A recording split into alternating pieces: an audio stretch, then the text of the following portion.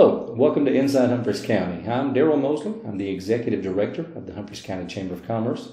And today is the first of a two-part episode of Inside Humphreys County with Mr. Ward Phillips. Mr. Phillips is the publisher of the News Democrat newspaper in Humphreys County. It has a long history here.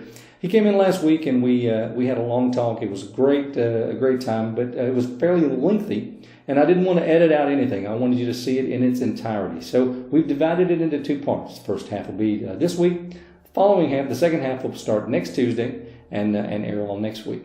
Of course, both parts will end up on our archives page, and you'll be able to see it all in its in full if you decide you want to do that later. But it was a great time, and I know you want to see it. You're going to enjoy it. I learned a lot. I bet you will too.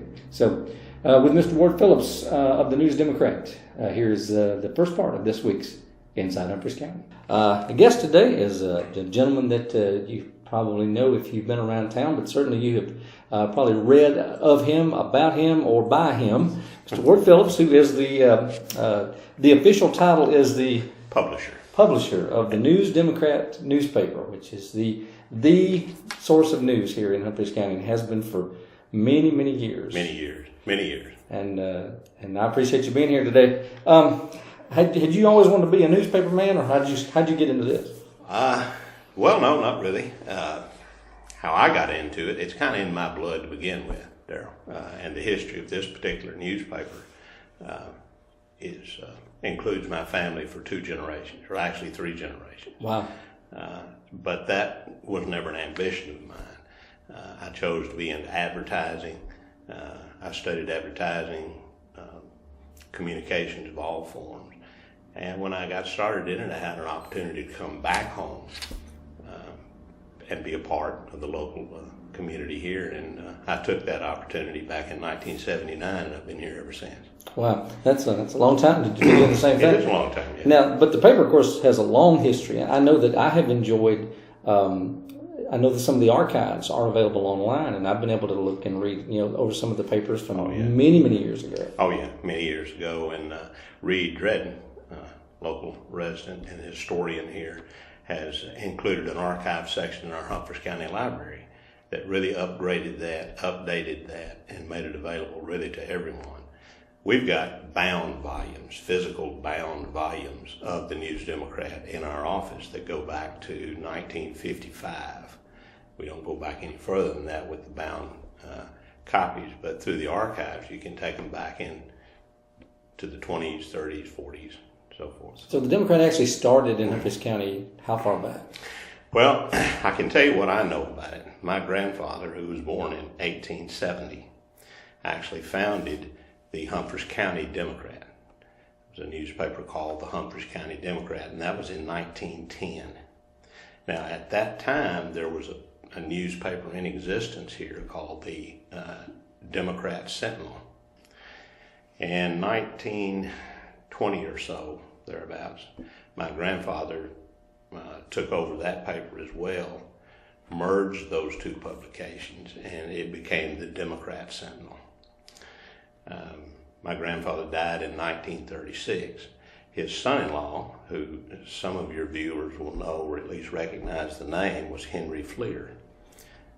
Mr. Fleer was a German immigrant who had passed through our community, and make a long story short, sort of fell in love with my aunt, Ella Phillips, married her, went into business with his father-in-law. It wasn't too long after that, my grandfather died. Mr. Fleer inherited that business and ran it as the publisher, and he was a very colorful, flamboyant part of Humphreys County's history. And I know many of the more seasoned viewers and readers of our publication will remember Mr. Fleer, but unfortunately he sold the paper in about 1952, continued to work as a contributor there. My father, who was his brother-in-law, also contributed to those newspapers in that time as a photographer.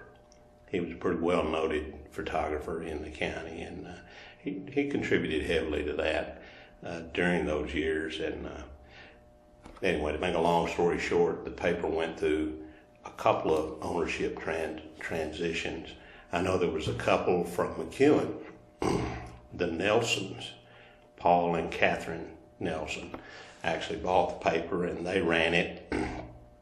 Actually, my understanding is she ran it primarily for a few years, and I don't know exactly who bought it right after that, but I know the Charlet family came into play in its history. Bill Ridings, who I know everyone will remember, a remarkable asset to this community for many, many years. Absolutely. He was the icon of the News Democrat for 47 years. I believe he came on board, I believe in 1965 was when he actually began his newspaper career, and that spanned it until 2012 when he retired. Wow.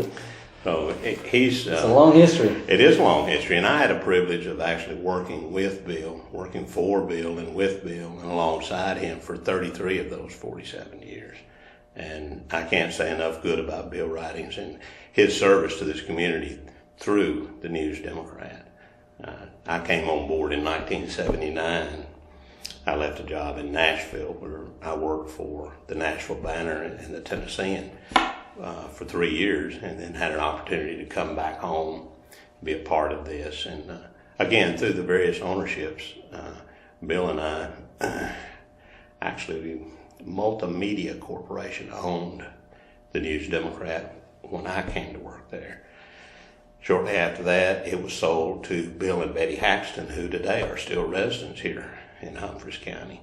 They had come into town and established a shopper. The Shopper's Guide was established by this couple, and they built that business into a very lucrative business and a very valuable business, and it still is a part of our company, which is owned today by the Kennedy family, Sam and Betty Kennedy, and they're from Columbia.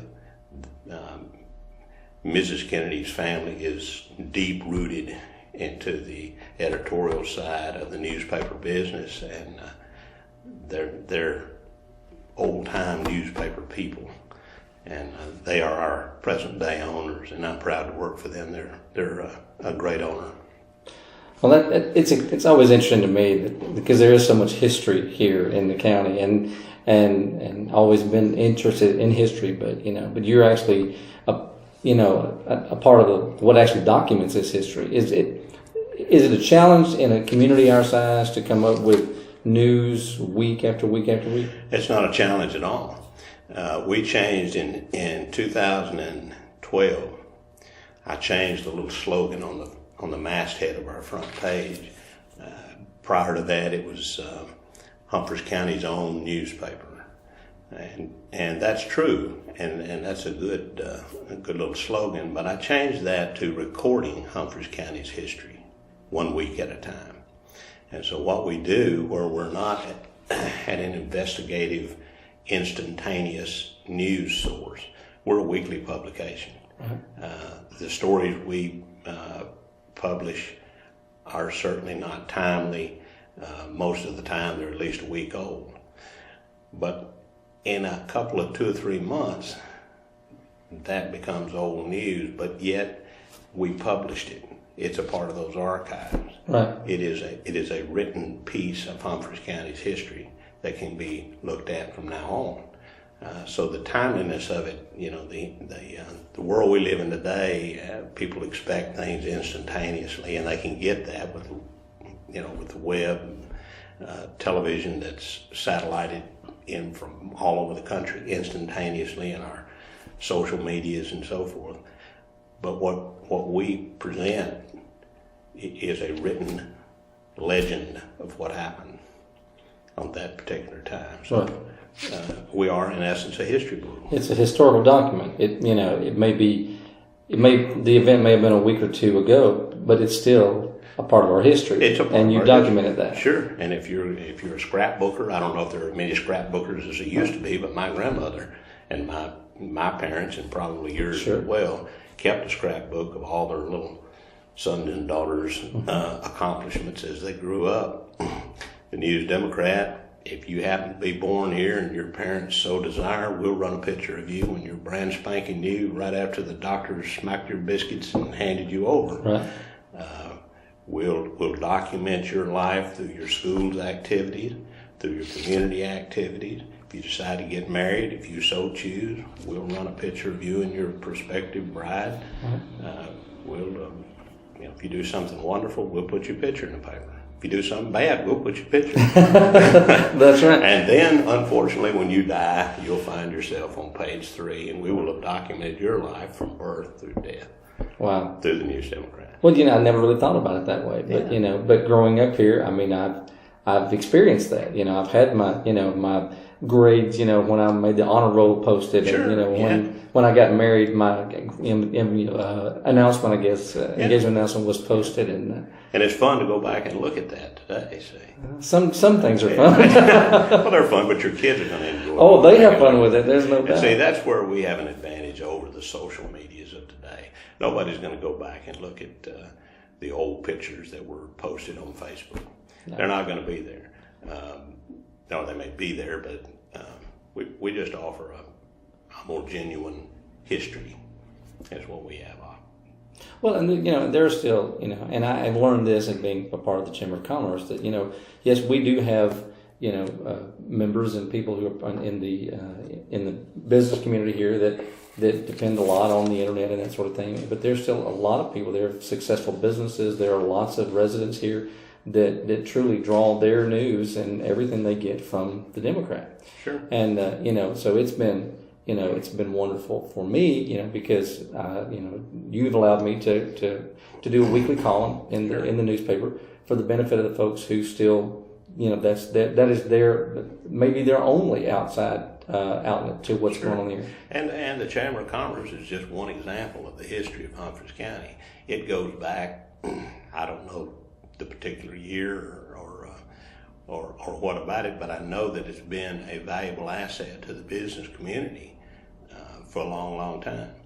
And we allow this column because we want to continue to show our readers the value of the Humphreys County Chamber of Commerce, as well as the value of the Humphreys County Historical Society, for say, or the FCE community clubs, any of the social clubs like that. We're proud to do that. The FFA, the school activities, the 4-H clubs, the county fair, all these things, the Christmas parade, which is coming up, and I'm excited about that. I understand it's going to be a tremendous boost from what it's. I hope so. What it has. That's what we're shooting for. So. Yeah. You and I, there's a few years between us, I'm sure, but both of us are seasoned with a little more salt than we are pepper right now. But we remember the old days of the big parades when it was a high water mark of the year. Oh, sure, yeah, man. Everybody looked forward to that, and still do, and it brings out sort of the child in all of us now to even start talking about it.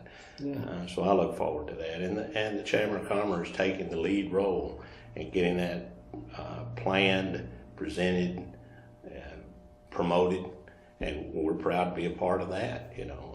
Well, that's a big part of our business is business promotion. Right. Well, as it is here too, and that's one of the things that I've enjoyed is that, although I have and as you do as well, you have to focus on what's going on now and what's coming up, but a real healthy, that's the word I'm looking for, just a real healthy appreciation, I guess, for the history that we have been through and all that we've experienced. And there are so many people that are born and raised and lived and worked and buried, in this community. Sure. And to be a part of any publication or any kind of thing that documents that, because everybody's got a story. We tend to, we live in an age now where everybody's so celebrity minded, but everybody's got a story. Everybody's got a story, and in a small town community newspaper, that is the biggest strength we have. Yep. We present what to a lot of people in the world is a laughable thing. We present community columns written by people who live in these communities, and the meat and substance of those columns is simply what the people in that neighborhood, what that population is doing, who's visiting who's not feeling well, who's got a birthday. And a lot of the world calls that chicken dinner news.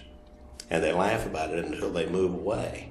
Mm-hmm. And then when they move away, they contact us and get a subscription simply because they want to keep up with the people that they know. And a large part of our subscription base is outside this county, from people who want to continue to know what's going on at Richland Avenue News, Waverly News, New Johnsonville News, McEwen News, the senior citizen centers, the obituary page, who's passed on, who are they related to, all these things. They're all part of it. And that community newspaper becomes, in some ways, more valuable to that populace than it is to those of us who